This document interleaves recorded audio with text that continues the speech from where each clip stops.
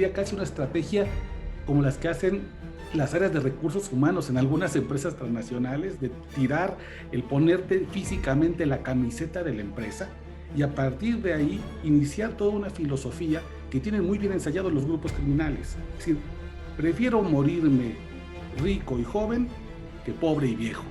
Prefiero vivir al instante, al máximo, siendo el fregón de la colonia que siendo un donadie en el país.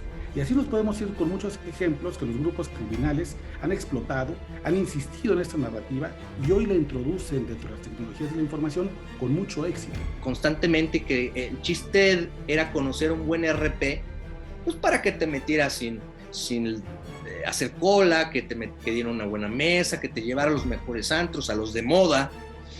Y esos son los que fueron reclutados por la Unión a través de los años, no solo por la Unión, sino por otros grupos criminales. Por ejemplo, en Cancún pasó mucho con los cártel de los Beltrán Leiva, que incluso llegó a reclutar ya a otros niveles RPs de programas de televisión, RPs de empresas de modelaje, RPs de empresas de organización de eventos a través de Clara Laborín, que era la esposa de, si mal no recuerdo, de Héctor Beltrán Leiva. Entonces, la Unión sí que lo hacía a través de estas personas que eran jóvenes. La mayoría no rebasaba los 20 años de edad.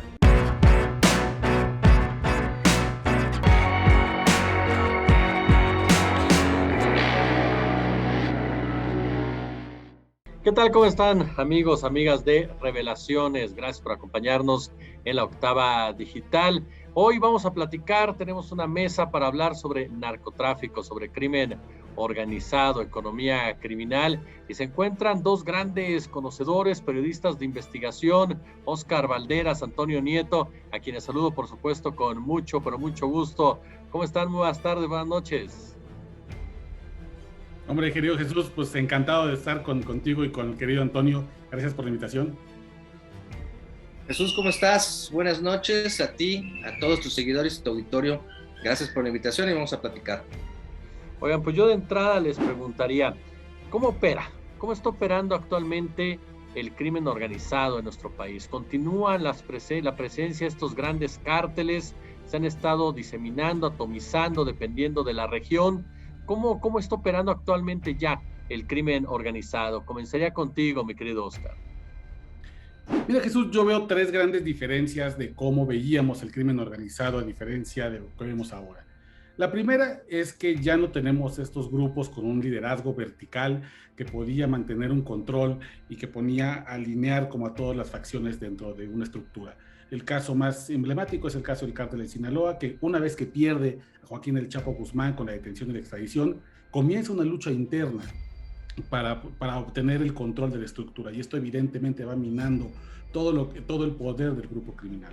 ¿Acaso queda, digamos, la experiencia del cártel Jalisco Nueva Generación, que sí tiene un liderazgo vertical del de Nemesio Ceguera Cervantes, pero ya no así, por ejemplo, en la familia michoacana o en los Guerreros Unidos o en otras expresiones regionales como el cártel Santa Rosa de Lima, donde hay pugnas internas y esto atomiza a los grupos y genera mayor violencia? Una segunda consideración, yo te diría, es que muchos de estos grupos criminales crecieron al amparo del poder político porque forman parte del pacto político regional. Y la llegada de nuevos jugadores recientes, digamos, al ecosistema de partidos como Morena, ha hecho que estos grupos criminales que se entendían tradicionalmente con PRI, con PAN, con PRD, por ejemplo, en el caso de Michoacán, que estaban ligados a partidos políticos muy específicos, de pronto deban rehacer sus pactos de subsistencia con quienes llegan o quienes ganan las recientes elecciones. El caso es Morena, por ejemplo, en el caso de Michoacán, que gana una cantidad grande de municipios y entonces obliga a los grupos criminales a replantear sus pactos y a negociar con la única moneda de cambio que conocen, que es la violencia. Y un tercer elemento que también es relativamente nuevo es la introducción de la tecnología. Así como los grupos criminales se van actualizando en sus arsenales, también lo hacen en la manera en cómo van ejecutando sus técnicas del terror.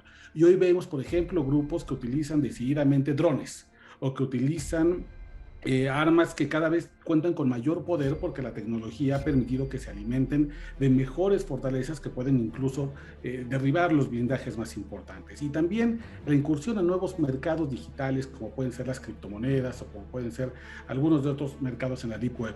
Todas estas digamos, actualizaciones en el grupo criminal nos tiene que hacer pensar que lo que conocíamos hasta hace 10 años del crimen organizado ya no es lo que pasa en este momento, y hoy tenemos un grupo criminal mejor armado, con mejores herramientas financieras y también más atomizado, y que desde esa atomización están buscando más violencia para controlar las estructuras criminales. ¿Tú coincides, mi querido Antonio, o cuál es tu lectura? Coincido plenamente con la cuestión de la tecnología, y creo que me parece algo que sí debemos resaltar y seguir insistiendo, porque también está entrando un uso de redes sociales, está llegando también un uso de otras maneras de acercarse a potenciales víctimas de reclutamiento, como lo ha documentado Oscar, que es en los juegos de video, en salas pues de en vivo, o en salas donde tú puedes interactuar en tiempo real con otras personas. Esto al principio parecía como muy fantástico, hace 5 años, 10 años hablar de esto, ¿no? Parecía una total, pues sí, un total disparate, ¿no? Pero ahora cada día lo vemos más. He tenido yo recientemente acceso a unas escuchas telefónicas del aceido de una banda de secuestradores que se llaman Los Tíos. Y evidentemente ellos se organizan los secuestros en llamadas en conferencia, y realmente hay un reclutamiento por parte de nuevos integrantes a través de redes sociales, Facebook, Twitter, Twitch, que es, tengo entendido, una red social donde uno puede compartir en tiempo real los juegos de video. Creo que si estoy mal, corríjanme por favor, pero creo que por ahí va el asunto. Y se escucha a ellos decir que han conectado con muchos chavos, y que incluso ya en un contacto físico les dan droga. Entonces es una manera de potenciar a los chavos que están pegados a este tipo de redes sociales o tipo de juegos, pero además con este nuevo elemento que es la droga, ¿no? Y al final terminan reclutándolos porque no tienen para pagar la droga, ¿no? Entonces esto lo escuché, lo tengo físicamente, estos audios, y me pareció, cuando había leído cuando había escuchado el reportaje de Oscar, dije, me hizo clic, ¿no? Y creo que estos avances tecnológicos, o estas nuevas modas, estos nuevos usos sociales entre las personas, también son un elemento del crimen organizado para modificarse y acercarse a potenciales víctimas y a potenciales elementos que, pues, nosotros recordamos en los 90s cómo lo hacía, por ejemplo, Pablo Escobar, o cómo lo hacían el cártel de Sinaloa a principios del 2000, mediante narcocorridos, mediante modas de vestir en los centros nocturnos, en los antros, o sea, cosas que estábamos un poco más habituados a escuchar y a leer, y que ahora, pues, nosotros que somos, Oscar y yo, y bueno, algunos del auditorio, pues somos de otra generación, y no nos cabe, o no hemos entendido que el crimen organizado se transforma y se adapta constantemente a las nuevas necesidades sociales y a los usos, sobre todo de los jóvenes. Ese punto es muy interesante, Toño, y también te lo pregunto, Oscar. La narcocultura, es decir, la narcocultura se ha ido también adaptando a las nuevas tecnologías. ¿Qué tan aspiracional se ha vuelto ser parte precisamente de este mundo? Mira, déjame ponerte un ejemplo. En Arcelia Guerrero existe la marca H, que es una marca de gorras, así comenzó, ahora ya venden chamarras, que tienen un bordado, una fresa y un pez. Y es porque los dueños de esa marca son los hermanos Hurtado Lascoaga, que uno de ellos se hace llamar el fresa y otro se hace llamar el pez, y son los grandes reyes de la familia michoacana en esta zona de Tierra Caliente Guerrero. Y ellos promocionan su marca ya no a través de fiestas clandestinas como se hacía hace 10 años, o en los barrios, o de manera ahí como entregas en un callejón oscuro o en una cancha sin supervisión. Tienen una cuenta de Instagram que está activa todos los días. Hoy hace unos minutos la acabo de checar. Incluso hay jugadores de fútbol del equipo Toluca que promocionan la marca de la familia michoacana, y lo hacen de manera abierta. Incluso hace poco, me parece que ayer, subieron una historia en el cual aparece alguien que está firmando las gorras, y alguien les pregunta, ¿quién es la persona que firma? Y la persona que maneja la cuenta de Instagram le dice, pues, ¿quién más? Pues el viejón. Es decir, y esa es la atracción, ¿no? Va a ser la marca, pero además autografiada por el mero jefe del cártel. Y ese tipo de estrategias no solamente corresponden a una nueva visión de mercadeo, que es el e-commerce, que se aceleró con la pandemia a través del confinamiento, sino que también tiene evidentemente un componente de reclutamiento. Si alguien va por Arcelia Guerrero y observa que un chico o una chica trae una gorra con el peso de fresa, puede ser que o ya se encuentre dentro del grupo o que sea una manifestación de que desea ser invitado al grupo criminal. Entonces, no solamente la narcocultura está presente ya en la parte digitalizada, sino que además se aprovechan de eso para poder cortar a los intermediarios y repartir estos como uniformes, estas modas, sin que haya un riesgo, digamos, en la vida real. El mercadeo de los grupos criminales no es un mercadeo nada más por ganar. Estas gorras valen 500 pesos. Es mucho dinero en una zona empobrecida como Arcelia Guerrero, pero tampoco es demasiado como para que el grupo criminal dependa de esos ingresos. Es una forma de hacer relaciones públicas, de tender puentes. Diría casi una estrategia como las que hacen las áreas de recursos humanos en algunas empresas transnacionales, de tirar, el ponerte físicamente la camiseta de la empresa y a partir de ahí iniciar toda una filosofía que tienen muy bien ensayado los grupos criminales. Es decir, prefiero morirme rico y joven que pobre y viejo. Prefiero vivir al instante, al máximo, siendo el fregón de la colonia que siendo un donadie en el país. Y así nos podemos ir con muchos ejemplos que los grupos criminales han explotado, han insistido en esta narrativa y hoy la introducen dentro de las tecnologías de la información con mucho éxito.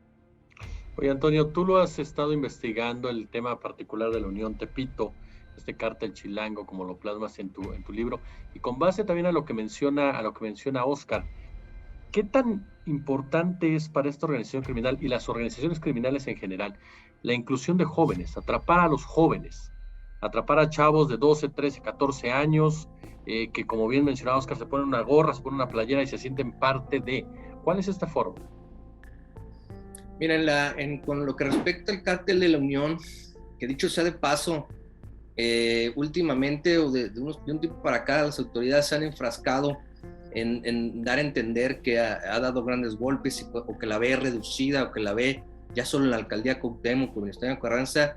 Y la verdad que yo investigué a esta organización un año, que ahora sí que impartí el queso por sacar esa investigación. Me da un poco de coraje que a final de cuentas quieran sembrar una narrativa que no corresponde con la realidad, porque los líderes que yo mencioné en ese libro, con nombre y apellido, siguen libres. Solo de esos 10 que eran la hermandad, hay pocos, 4 me parece, en prisión, que es el Betito, el Pistache, el Jamón, y se me puede colar alguno.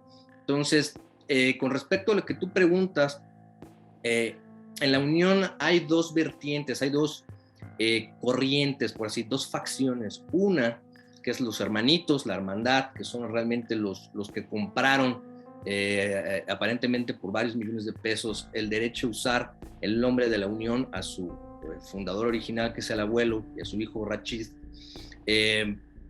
que no necesitaban mucho de este reclutamiento porque ya había un ambiente criminógeno muy favorable en la colonia Guerrero, en el centro, en la Morelos, en la 20 de noviembre, en algunas colonias de la Gustavo Madero, como para que realmente tuvieran que hacer, como dijo Oscar, algún tipo de ponte la camiseta, ¿no? Sí, evidentemente, y crearon su propia línea de ropa también, sin ponerle una marca, que es lo novedoso que tiene ahora mismo la familia michoacana, pero vaya que sí, era el mapita como de la Ciudad de México y la B, ¿no? En referencia al Betito. Pero la otra facción, Jesús, y al auditorio le quiero decir que es la facción de los antros, la facción que cubría el corredor de Viaducto y a lo largo de Insurgentes hacia el sur, sí que tenía este tipo de apoyo en jóvenes, sobre todo los chavos que trabajaban en los antros como, creo que le llaman RP, ¿no? El chavito que es como carismático, que es como juniorcito, que jala muchas chicas, que jala muchos chavos, que él se lleva una comisión por el número de personas que mete a los antros. Esto, pues mira, yo tengo como 20 años que no voy a uno, pero yo recuerdo que esto sucedía constantemente, que el chiste era conocer un buen RP, pues para que te metieras sin hacer cola, que dieran una buena mesa, que te llevara a los mejores antros, a los de moda. Y esos son los que fueron reclutados por la Unión a través de los años, no solo por la Unión, sino por otros grupos criminales. Por ejemplo, en Cancún pasó mucho con los cártel de los Beltrán Leiva, que incluso llegó a reclutar ya a otros niveles RPs de programas de televisión, RPs de empresas de modelaje, RPs de empresas de organización de eventos a través de Clara Laborín, que era la esposa de, si mal no recuerdo, de Héctor Beltrán Leiva. Entonces, la Unión sí que lo hacía a través de estas personas que eran jóvenes. La mayoría no rebasaba los 20 años de edad. Y como tú sabes, también es el fenómeno de los menores de edad en los antros. Entonces, ellos jalaban este tipo de cliente o de clientela y se fueron haciendo de un pequeño grupo de choque, por así decirlo, porque los mismos chavos, RPs, gerentes, boleteros, los que tenían en sus redes sociales la fiesta de mañana, dónde va a ser, quién va a ir, a quién invito, se volvieron parte de este cártel. Ahora algunos han sido sentenciados por secuestro, por homicidio, delitos o están bajo proceso por delitos contra la salud, y quizás no son tan pequeños las personas, no son menores de edad de 14, 13 años, como sí pudo ocurrir en otros cárteles, pero la Unión, la mayor punta de lanza que hizo que reclutaran a muchísimos chavos fue más bien en los antros, en los bares, bajo este esquema. Oye, el punto que mencionaban, la narrativa de los propios medios de comunicación, de las propias autoridades, ¿cómo se ha ido modificando, Oscar? Ha habido una narrativa durante mucho tiempo donde nos decían el narco malo, ¿no? Ya lo hemos platicado en otras ocasiones, ese narco malote y el funcionario angelito que es violentado por el crimen organizado, que lo corrompe a este hombre impoluto, ¿no? Al soldado impenetrable. Esta narrativa, ¿cómo ha cambiado también? ¿Cómo se ha modificado por parte de la autoridad en relación a lo que hoy se vive con un crimen organizado diferente al de hace 15 años? Mira, yo te diría que hemos pasado por una narrativa a otra, que son muy difíciles de creer ambas. Esta primera etapa que tú bien dices, que es el Estado mexicano bueno contra el narco malo, ¿no? Y entonces pintamos una raya donde aquí está la maldad y aquí está la bondad, aquí está el criminal y de este lado tenemos al Estado de Derecho. Y cuando pasan cosas como la detención de Genaro García Luna, el gran arquitecto de la guerra contra el narco, que hace unos días cumplió 15 años de haberse implementado desde el 11 de diciembre de 2006, pues esa narrativa se rompe y hay que buscar otras. Y hoy me parece que estamos ante una narrativa que es tan poco creíble como la anterior, pero que siguen utilizando las autoridades. Y aquí seguramente el gran experto aquí es Antonio. Este país está lleno, si uno ve las noticias, de operadores financieros, de jefes de plaza, de generadores de violencia y de contadores del crimen. Cualquier persona ya que agarren las autoridades resulta que es el fundador del grupo criminal, es el líder de la facción del brazo armado. Un tipo que lo agarran con 6 pesos en la bolsa, le ponen en el boletín operador financiero. Y es un tipito que mató a 2 personas y le ponen el generador de violencia, y no en el estado, en el occidente del país. Hombre, 4 estados metidos en la misma bolsa. Y esta narrativa lo que hace que desde las autoridades se cultiva y que lamentablemente algunos medios reproducen sin reflexionarla, es que quiere generar la sensación de que cualquier arresto es un logro. Cualquier incautación termina por ser algo que aplaudirles a las autoridades, cuando en realidad no es así. Las detenciones que se tienen que aplaudir son las que se hacen con inteligencia, las que implican un golpe verdadero, pero principalmente a las finanzas de los grupos criminales. Y no irnos con la finta de que cualquier tipo que agarre, nomás porque le pusieron en la fotografía un cinto aquí negro que le impide ver los ojos y porque ya lo hacen llamar el más malo de los malotes de Malolandia, realmente tiene un efecto en la seguridad pública. Hay una especie de bombardeo sobre el público, sobre la audiencia, sobre la ciudadanía, para decirle, todos los arrestos que hacemos a partir de aquí son importantes. Y la tentación de que todos los arrestos sean importantes es que la gente aplauda con cada detención. Y en esas detenciones es muy probable que se nos vayan. Primero, inocentes, seguro. Segundo, personas que no tienen el peso que dicen las autoridades que tienen entre los grupos criminales. Y lo más riesgoso también es que las personas que verdaderamente son las generadoras de violencia, los verdaderos operadores financieros, los verdaderos fundadores de la Unión Tepito, la verdadera gente que forma parte de la hermandad.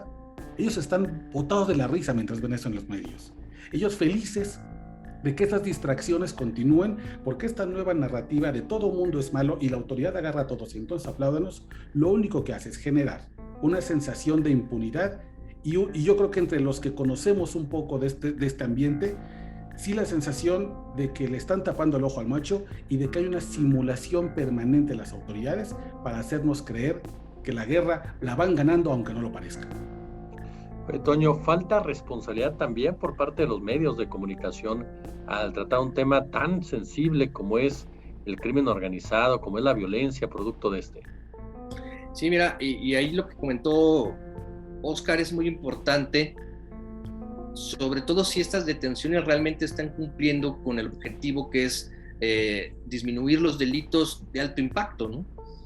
Yo te puedo decir que hasta la Unión fue creada en diciembre de 2009 y hoy en diciembre de 2021, ¿cuántos años no van, no? ¿Cuántos servidores públicos han sido sentenciados por algún tipo de delito relacionado con la Unión Tepito, con el desempeño de sus funciones favoreciendo a este cártel? Ninguno.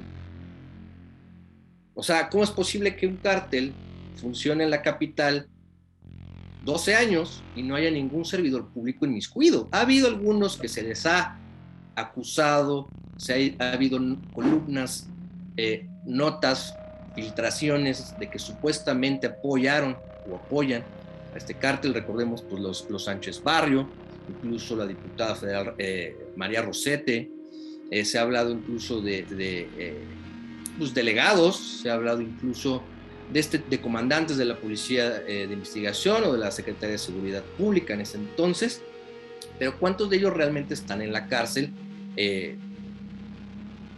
con delitos que tengan que ver con el favorecimiento de este grupo delictivo, de este cártel? Ninguno. Entonces ahí hay falta de responsabilidad en los medios, pero también en las autoridades, y mucha, porque en lo que va de la administración de Andrés Manuel López Obrador, no hemos visto, a menos que ustedes me corrijan, Oscar me corrige, un golpe de verdad directo de un gran capo del narcotráfico, como hemos visto en otras administraciones, que tendrán sus bemoles o tendrán sus consecuencias, tendrán sus asegúnes las capturas de administraciones pasadas, pero por lo menos había nombres, ¿no? Ahora no recuerdo realmente uno que pesara, porque incluso hemos visto de familiares o que la esposa, en un caso reciente, la esposa del Mencho, pero realmente no está siendo acusada de delitos y ahorita lo estoy adelantando, que a la postre lleven una condena mayor. Lo hemos visto con la esposa del Chapo Guzmán, que también pues en 3, 4, 5 años más o menos obtendrá su libertad. Realmente no han sido golpes que terminen en condenas largas. No hemos visto condenas por secuestro, por homicidio. Estamos esperando en estos momentos las sentencias por delincuencia organizada de, por ejemplo, este señor de la Unión, bueno, que no es Unión, que fuera un socio de la Unión, el Lunares. Quizás ahí sí podríamos hablar de una persona que tuvo cierto peso. No era un generador de violencia, porque realmente no era una persona relacionada con el brote de violencia que ocurrió desde el 2018 en la capital, pero sí era una persona que traficaba mucho con droga y que aprovechó la pandemia para abastecerse de mucha cocaína y así un poco monopolizar la distribución de droga en el Estado de México, en Hidalgo y en la Ciudad de México. Pero hasta ahí él es un traficante, no es un generador de violencia, como no lo han presentado. Estamos esperando que sería la primera sentencia por delincuencia organizada de un miembro ligado a la Unión. Entonces, en fin, los esfuerzos que ha hecho la Fiscalía General de la República por integrar estas carpetas por delincuencia organizada a personajes pues como el Betito, como el Pistache, como el Jamón, como el Tortas, que fueron los protagonistas desde mi punto de vista de la mayor demostración de violencia en la capital en los últimos 20 años, que fue el fatídico 2018, donde pasó lo de Garibaldi, lo de los colgados en el puente de Nonualco, etcétera, etcétera.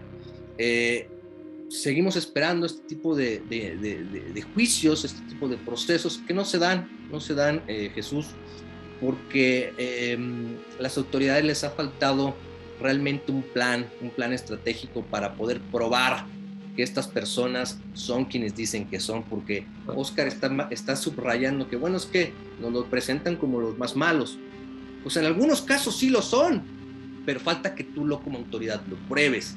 Entonces, de los dos lados están fallando, tanto como para realmente presentarnos al personaje real, como para los personajes, los pocos reales que nos han presentado, realmente procesarlos por lo que dicen que son las autoridades. Entonces, y por último, Jesús, por los medios, pues es sistemático este tipo de situaciones. Las redes sociales han favorecido mucho a la reproducción de narrativas oficiales, han favorecido mucho la reproducción de notas falsas, de líderes falsos, de capturas de operativos que se ensalzan, que sufren de gigantismo mediático. Entonces, pues sí, estamos viviendo lastimosamente esa era o esta etapa en la que pues todo mundo puede opinar, ¿no? Todo mundo tiene un blog, todo mundo tiene una cuenta de Twitter, de Facebook, todo mundo es experto en narcotráfico, en política, y eso pues ayuda mucho o favorece mucho la reproducción de narrativas oficiales y de narrativas, en este caso, que nos llevan simplemente pues a la ignorancia de la problemática que realmente estamos padeciendo. Tengo un minuto para cada uno y Oscar, te pediría de entrar a la conclusión. ¿Qué viene para 2022 en este marco del crimen organizado? Mira, Jesús, no quiero ser pesimista, pero la verdad es que no veo mejores condiciones de seguridad en este país. Creo que seguiremos siendo un país que roza los 100 homicidios dolosos al día aproximadamente. Un pronóstico que casi certero puedo hacer es que la reserva moral de este país, que son las víctimas de la guerra contra el narco, van a seguir poniendo en la agenda pública los temas importantes. Hoy tenemos, por ejemplo, frente a Palacio Nacional, una simulación de una fosa clandestina como una forma de presionar que por fin se cumplan las leyes que prometieron a las madres y padres de desaparecidos las herramientas necesarias para encontrar a sus hijos.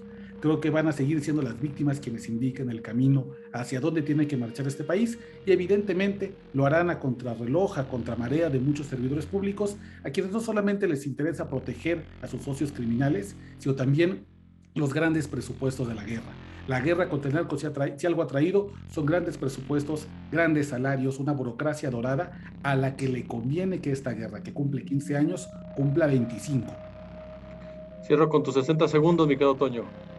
Pues mira, Jesús, en 2022, y esto es importante, por lo menos en el Valle de México, sí va a haber una serie de operativos, sí hay un objetivo real de desbancar al cártel de la Unión. De la capital ya es una indicación desde presidencia, ya se ha involucrado todo tipo de autoridades, incluso autoridades mafiosas de los cárteles, que ya se han puesto de acuerdo, ha habido juntas para que salga de la capital este grupo violento y que se transforme nuevamente en lo que venía siendo hace 15 años, donde la Ciudad de México no era un paraíso ni mucho menos, pero sí era un referente de no violencia entre pandillas, de no violencia entre pequeños grupúsculos que son más violentos que los cárteles.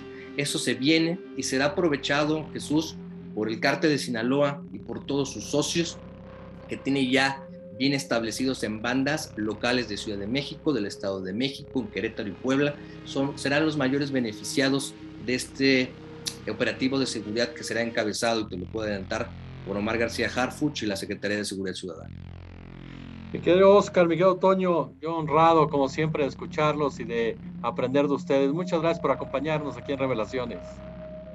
No, hombre, muchas gracias a ti, Jesús. Un abrazo también al querido Toño, y nos encontramos, seguiremos hablando de estos temas. Gracias, Jesús, a todo tu auditorio, a tus seguidores, y estamos en contacto. Fuerte abrazo para los dos.